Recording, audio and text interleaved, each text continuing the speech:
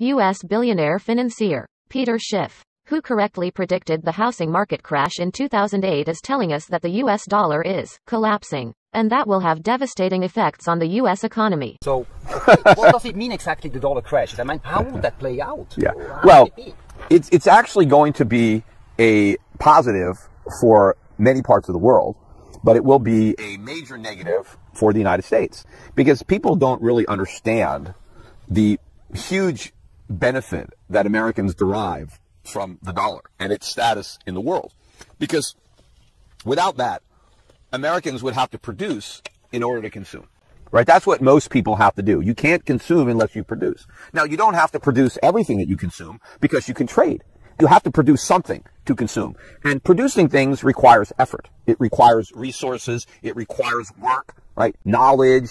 A lot of things have to happen to produce. Now, America, on the other hand, if we want to consume, all we got to do is print up dollars. In fact, we don't even have to print them anymore. We don't need ink and paper. We just create them on a computer, and we can have whatever we want. We could buy oil, we could buy cars, we could buy televisions, we could buy computers. We don't have to do anything. We don't have to make anything. We don't have to cause any pollution. There's no factories. It's really easy.